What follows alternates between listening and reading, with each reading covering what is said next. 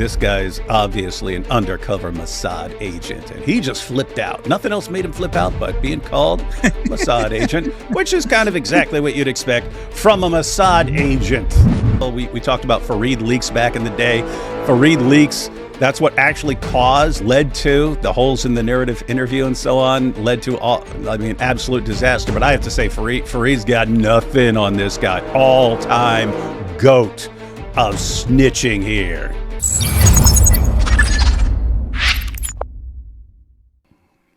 Warner was one of the good ones? Yeah, that's what you think. A lot of these guys give Dawah and try to show themselves up as fake people, and I ain't with all that. Yeah. And especially if you want to cross me, this is really what happened. You want to cross me? He called Jake and told Jake Malik is an undercover Yahudi. He's an undercover Mossad agent. So the Warner, that's the big guy, aka the Watcher, right beside Sheikh Uthman and Sneeko. And why is that relevant? Well, he's snitching on all these. He doesn't snitch. He's apparently scared of Sheikh Uthman. Says, I didn't say anything about Sheikh Uthman. As long as he didn't say anything about me, I didn't say anything about him. But he's saying all of them, and he's calling out Sneeko and Warner and all this stuff in particular. But yeah, so the Warner said to Jake behind the scenes that this guy's obviously an undercover Mossad agent, and he just flipped out. Nothing else made him flip out but being called Mossad agent, which is kind of exactly what you'd expect from a Mossad agent. He denied it. He said, I never called him that. Jake said, guess what, Malik? I recorded it. Jake plays the whole phone call. What did he say?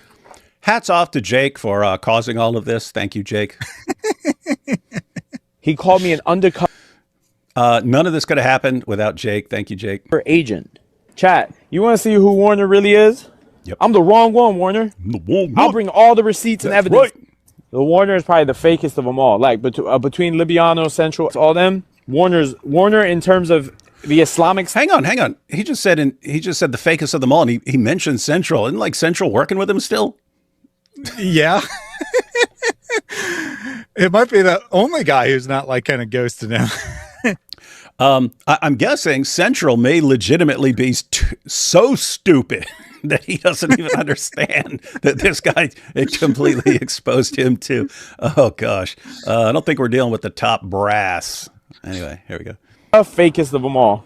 You're the one who literally said in front of me and other people that you would take it up the butt as long as it got you into the game to where you could make an influence. Wallahi said that in front of people.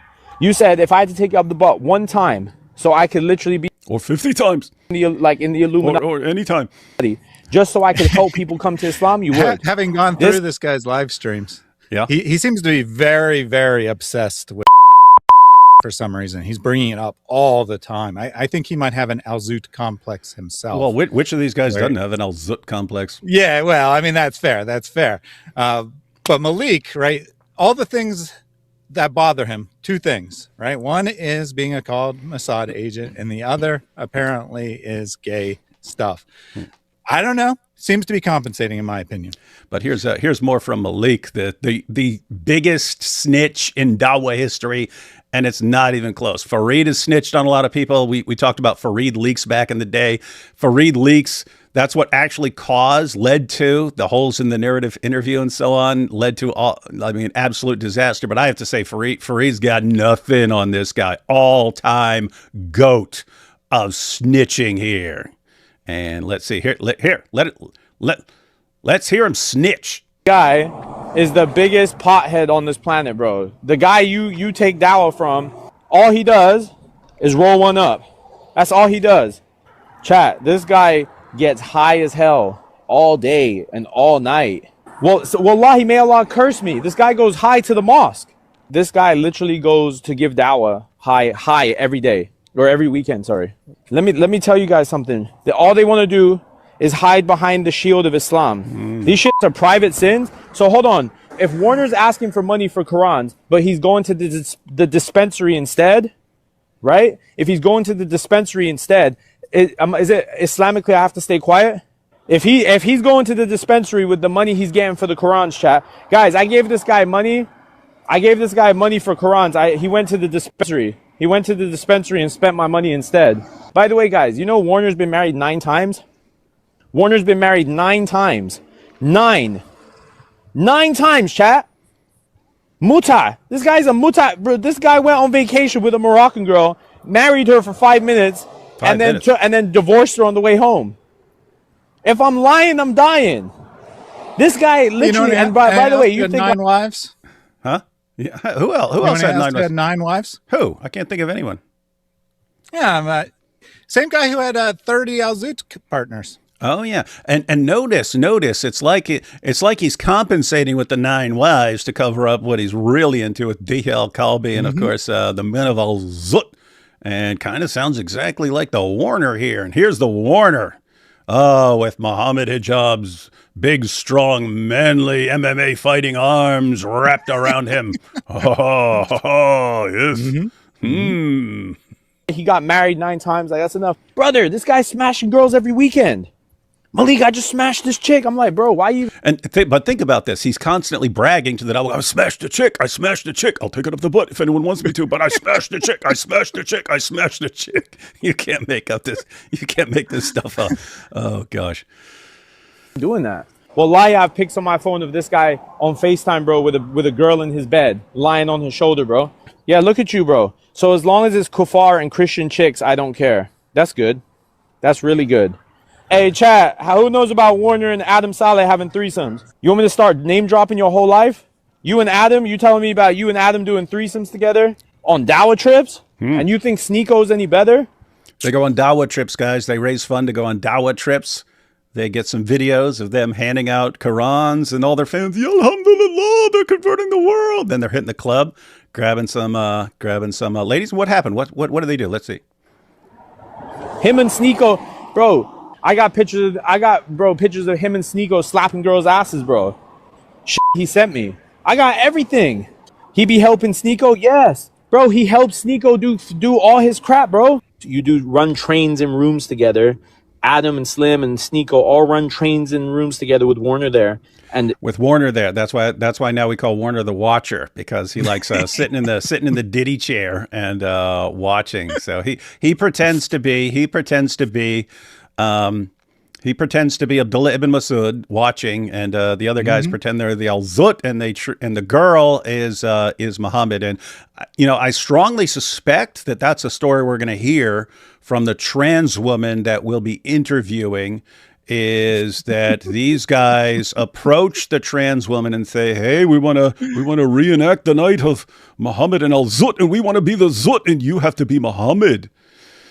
And the Warner gets to be Abdullah ibn Masud, but they're doing all this creepy role playing apparently. But anyway, don't know. We'll have to hear it. That's my theory of where this is all going. But we'll have to get the interview first. You want to talk about booty hole? I'm not into men. I'm not into men, brother. I'm into women. Chat, what were they doing in Colombia? What did him and Sneako do in Colombia? And Myron? Guys, these guys were smashing birds in Colombia. Bro, wallahi, may Allah curse me if I'm lying. I got the receipt right here. He told me he was in Colombia with Myron, FaceTiming me. I saw him on FaceTime with Myron, what they were doing. How they had girls with bikinis in their house and they were licking on their you-know-what in front of people and taking videos. And he tried to lure Libiano into that life too. That's why Libiano now is acting like this too. What did Libiano do? What do you mean, what did Libiano do? What did he not do? Him and Warner, bro, these two together are the biggest disappointment of 2025. I love this. What did he do? What did he not do? He's just talking about smashing hoes and running trains. And well, what did Libiano do? What did he not do? What did he not? So he exposed the Warner. And it's just amazing that when he's enraged about someone, he'll go after that person. But like anyone brings up, he's like, yeah, him too. Yeah, him too. Yeah, him too. Him too. So he called out the Warner, and then as it's coming up in the chat, Sneako, Adam Saleh, Slim, Muslim Lantern, Libiano, and then of course later on they exposed Libiano for they've got a video of him beating his wife or something like that. And so anyway, biggest snitch ever when it comes to Dawah. There isn't even Fareed's not even a close second. He's a distant second. Indeed. I enjoyed when someone brought up Uthman, right? Because I think that although he now denies, I think he's actually pretty close with Uthman and doesn't want to hurt that relationship. So he's like, well, I know all Uthman stuff, but I'm not going to say anything. But you just already did say something, right? By saying you know it all. Oh, we can read between the lines, buddy. It's not that complicated. But, you know, he's holding that back just in case Uthman says something against him. Yeah, and at the end there, he was talking about Myron. That's Myron from Fresh and Fit, the guy who always has all the OnlyFans models on his show. And they're saying, hey, they all pretend they don't like Myron because of, you know, he talks trash about Islam and stuff and Muslims. When they go on a trip, they're all buddies and they're all in the same house together with all these OnlyFans models, and they're sending him. It's like, again, they have to be compensating, right? They're sending him clips. Look, here's me licking, and he said licking on their. He said, what did he say? Their you know whats and stuff, and He posting. said their you know what, yeah. Yeah, and he's got all these pictures. He's got them on his phone. He's sitting there. Oh, look at this. Oh yeah, send me more pictures. Gosh, man, this is Dawah. So that's how 2025 ended, ladies and gentlemen. Then. What does 2026 bring? Is basically Malik begging for the biggest campaign of Quran desecration the world has ever seen. But, you know, yeah, you got to give people what they want. Not what these guys want, but, you know, people got to give the people what they want. Yeah, definitely not with these guys. But if he wants the biggest campaign of Quran desecration the world has ever seen, we're going to get it, guys. And I challenge all of you.